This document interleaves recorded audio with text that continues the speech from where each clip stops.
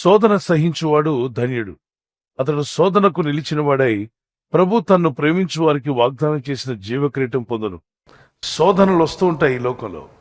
నేను ఓడిపోతాను, నా జీవితం ఇంతే, ఈ శోధనలో పడ్డాను, శోధనలో నేను సతమతం అయిపోతున్నాను, శ్రమలు కష్టాలైనటువంటి ఈ సముద్ర కిరటాల్లో కొట్లాడుతూ ఉన్నాను అన్నటువంటి ఆలోచన కలిగిన వారందరూ కూడా ఈరోజు ఒక తీర్మానం చేసుకోండి.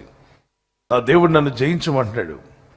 జయించే శక్తిని కూడా నాకు దయచేస్తాడు. మీ వీధిలో, మీ ఉద్యోగ స్థలంలో, మీ వ్యాపారంలో, మీ యొక్క చదువులో కావచ్చు, మీ అనుదిన దైనందిన జీవితంలో ఎటువంటి శోధనలు వచ్చినా, ఎలాంటి శ్రమలు వచ్చినా వాటిని జయించగలరు అని మీరు నమ్మండి. ఇప్పుడు చాలా శ్రమలు, కష్టాలు, ఇబ్బందుల్లో మీరు ఇప్పుడు ప్రస్తుతానికి ఉన్నట్లయితే మీకు దేవుడు వీటి తర్వాత ఒక మహిమను ఇవ్వబోతున్నాడు. మీ జీవితంలోకి, మీ ఇంట్లోనికి, మీ గృహంలోనికి, మీ సేవా పరిచయంలోనికి దేవుడు ఒక మహోన్నతమైన కార్యాలు జరిగిస్తాడు. అంతేకాదు, ఈ లోకాన్ని విడిచాక దేవుడు మనకి ఇవ్వబోయే మహిమ అద్భుతమైంది.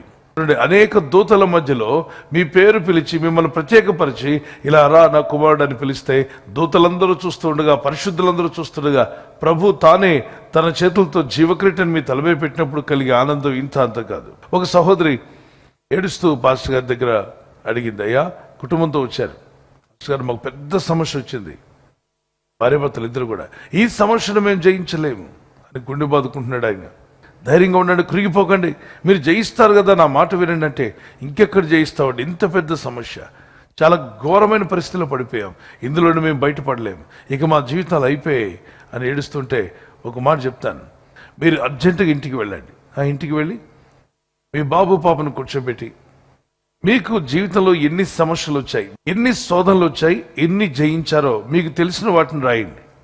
గత 15 సంవత్సరాలుగా మీరు ప్రభుతో ఉన్నానని చెప్పారు.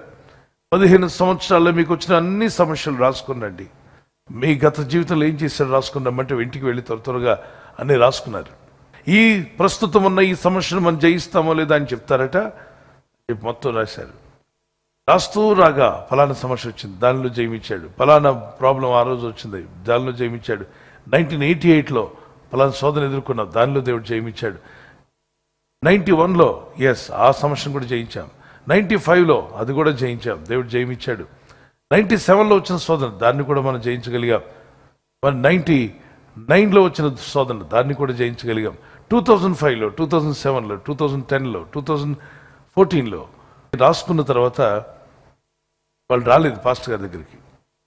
దైవజనుడే ఫోన్ చేశాడు, ఏంటి బ్రదర్ శోధన జయించారా లేదా, జయించడానికి నన్ను అడుగుడానికి వస్తాన్నారు కదా, 15 సంవత్సరాలుగా దేవుడు చేసిన మేలు ఏంటో రాసుకుని రమ్మన్నాను, ఏం జరిగిందంటే మాకు జయమిస్తాడు నమ్మకం వచ్చిందండి అన్నారట. ఏంటా నమ్మకం అని అడిగాడు. ఎన్నో శోధనలో జయమిచ్చిన దేవుడు ఈ సమస్యలో కూడా మాకు జయమిస్తాడు నమ్ముచడం, ఇది పెద్ద సమస్య ఏం కాదు పాస్టర్ గారు, డోంట్ వరీ అన్నారట. దేవునికి స్తోత్రం కలండు గాక. అంటే గత కాలంలో దేవుడు చేసిన మేలును ధ్యానించినప్పుడు నీకు ధైర్యం వస్తుంది, విశ్వాసం పెరుగుతుంది. గతించిన కాలంలో ఎన్నో మేలు దేవుడు చేశాడు, ఎన్నో ప్రమాదాలను తప్పించాడు, ఎన్నో శోధనలను మీరు తప్పించబడ్డారు, మరణాపాయములను తప్పించబడ్డారు, భయంకరమైన వ్యాధి రోగాలను తప్పించబడ్డారు. వీటన్నిటిని గమనించినప్పుడు మీకు ఏమర్థం అవుతుంది, దేవుడు మాకు జయమిస్తూ వచ్చాడు.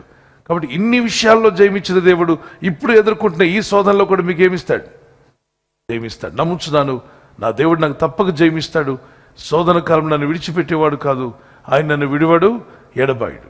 Let's pray. కళ్ళు మూసుకుందాం. పరిశుద్ధమైన మా తండ్రి, ఈ వాగ్దానాన్ని బట్టి నీ నామములో ప్రార్థన చేస్తున్నాం. జయించు వానికి జీవకిరీటం ఇస్తున్నావు ప్రభా. మూడింటిని మేము జయించాల్సి ఉన్నాం. ఈ లోకంలో జీవిస్తున్నప్పుడు, ఈ లోకయాత్రలో మేము యాత్రికులము, పరదేశులము, ఒకరోజు నీ రాజ్యంలో మేము చేరాలి. అయితే మా శరీరాశలు మాకు విరోధంగా పోరాడతాయని, ఆత్మీయ జీవితం ముందుకు వెళ్లకుండా వెనక్కి లాగుతూ ఉంటుందని, దేవుని కంటే ఎక్కువగా సుఖానుభవాన్ని ప్రేమించేవారుగా ఉండకూడదని, మొదట దేవుడు, దేవుని వాక్యము అని తెలుసుకుని ముందుకు వెళ్ళే కృపనివ్వండి. శరీరాన్ని జయించుటకు, శరీర కోరికలను జయించుటకు శక్తినివ్వండి. ఈ రాత్రి నెమ్మదితో పండుకొని సురక్షితంగా కాపాడబడినట్లుగా నీ అగ్ని కంచి వేసి మమ్మల్ని కాపాడండి. మీ చిత్తములో కొనసాగే కృప అందరికీ దయచేయమని యేసుక్రీస్తు ప్రశస్త నామములో వీరందరికీ చక్కని నిద్ర దయచేసి తెల్లవారు లేచి కృపను మాకిమ్మని క్రీస్తు నామములో అడిగి వేడుకుంటున్నామా పరలోకపు తండ్రి. ఆమేన్, ఆమేన్. ఈ వాగ్దానాన్ని మీతోనే ఉంచుకోకుండా లైక్ చేయండి, షేర్ చేయండి. అనేకులు ఈ యొక్క ఛానల్ సబ్స్క్రైబ్ చేసుకోమని తెలియపరచండి. సబ్స్క్రైబ్ చేయని వారు కూడా సబ్స్క్రైబ్ చేయండి. Good night. God bless you.